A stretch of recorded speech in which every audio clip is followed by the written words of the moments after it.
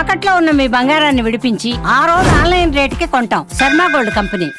ఆండాల్ తిరువడిగళే శరణం. 11వ పాశ్రంలోకి ప్రవేశించాం. 10 రోజుల వరకు శుద్ధివ్రతము బుద్ధివ్రతము పూర్తయిపోయాయి. ఇప్పుడు 11వ పాశ్రంతో బుద్ధి కుదిరితే జ్ఞానం కుదురుతుంది, జ్ఞానం కలుగుతుంది. కాబట్టి జ్ఞానవ్రతం ప్రారంభమవుతుంది. మనం చెప్పుకున్నాం ఇంతకు ముందు 5 పాశురములు ఒక్కొక్క కేటగిరీగా చెప్తే మొదటి 5 పాశురాలు శుద్ధివ్రతము, తర్వాత 5 పాశురాలు బుద్ధివ్రతము, ఇది జ్ఞానవ్రతము. పాశురాన్ని సేవిద్దాం. கற்றுக்கரவை கணங்கள் பலகரந்து செத்தார் திரளழியச் சென்று செரு செய்யும் குற்றமொன்றில்லாத கோவலர்தம் பொற்கொடியே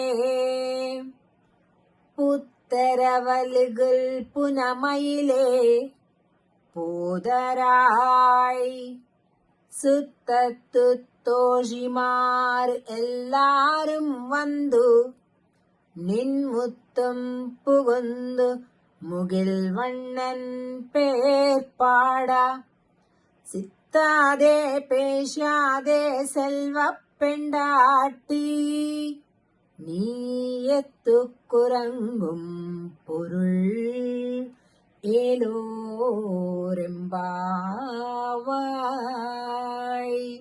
6వ పాశురం నుండి 15వ పాశురం వరకు కూడా రోజుకొక్కొక్క గోపికను చొప్పున నిద్ర లేపుతూ ఉన్నారు. అందులో భాగంగా ఈవేళ లేపబడేటటువంటి ఈ గోపిక చాలా అందగత్తంట. అలాంటి అందగత్తని ఒండ్రిల్లాద కోవలర్దం పొర్కొడియే. అమ్మా, నీ యొక్క వంశము ఎంత గొప్ప వంశం అంటే స్వామి కోసం మిగిలిన పనులన్నీ కూడా వదిలేసి వెళ్ళేటటువంటి గొప్ప వంశం. అలాంటి భక్తి స్నేహము కలిగిన వంశంలో పుట్టినటువంటి దానివి. ఎలాగా ఉందంటే ఖర్చు కరవై కణంగల్ పలకరందు, చాలా ఆమె యొక్క వెనక చావిట్లో ఉండేటటువంటి ఆ పశువుల కోష్టం అంటాం కదా, అక్కడ ఉండేటటువంటి అవన్నీ కూడా అరుస్తూ ఉన్నాయంట. ఎందుకంటే అక్కడ దూడలు నిప్పేటటువంటి వాళ్ళు లేరట. సో పాలు చేపుకొచ్చేసి అలాగా ఉన్నాయంట. ఏమైపోయారు అందరూ అంటే, ఎంత బలం కలిగినటువంటి గొప్ప అన్నయ్యలంట వీడికి. వీళ్ళు ఎక్కడ కృష్ణుడికి ఏం కష్టం వస్తే వెళ్ళిపోయి యుద్ధం చేసి వస్తారట. అది కదండి ప్రేమ అంటే.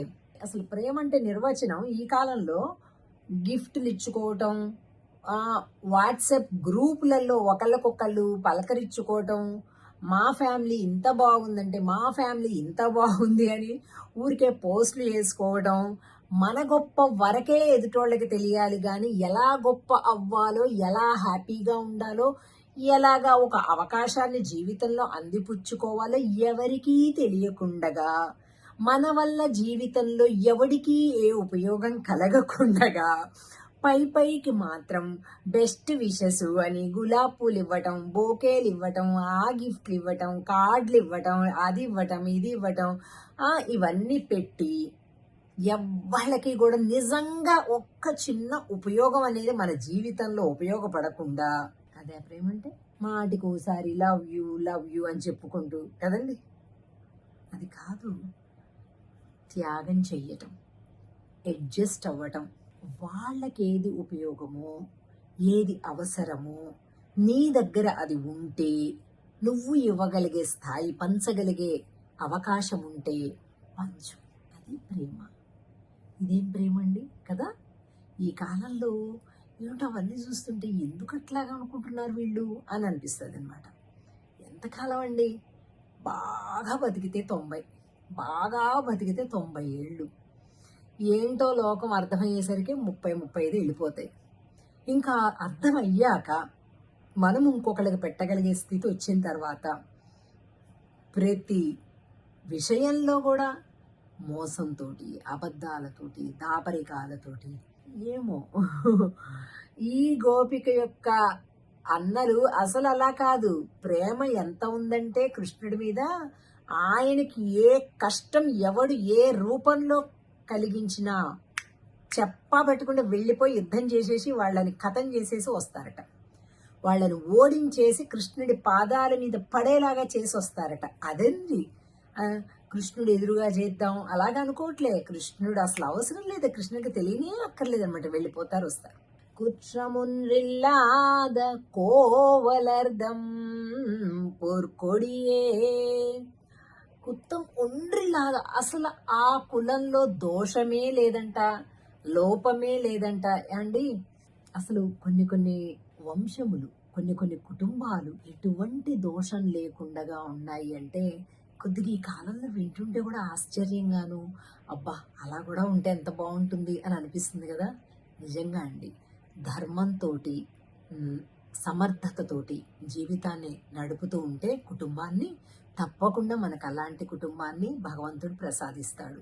ఈ గోపిక యొక్క వంశమా గొప్ప వంశం, అన్నలా గొప్పవాళ్ళు, గొప్ప భక్తి కలిగిన వాళ్ళు. ఈ గోపిక చూస్తే మహా సౌందర్యవతి. కాబట్టి అలాగా ఈ గోపిక యొక్క సౌందర్యాన్ని కూడా వర్ణిస్తూ ముగిల్ వన్నన్ పేర్పాడ, అమ్మా నువ్వు ఒక నెమలి వనమయూరం లాంటి దానివి, మేమేమో ఇదిగో ముగిల్ వన్నను మేఘవర్ణుణ్ణి మేము కీర్తిస్తున్నాము, నువ్వు ఆనందంగా పురివిప్పి నాట్యం చేస్తూ రా తల్లి, ఇక మారు పలకకుండా రా తల్లి, నీకోసం మేమంతా ఎదురు చూస్తున్నాం, నువ్వు లేకుండా మేమేం చేస్తాం చెప్పు అని అంటూ పలకరిస్తున్నారు, నిద్ర మేల్కొలుపుతున్నారు ఈ వెల్టి గోపికని. ఆండాల్ తిరువడిగళే శరణం.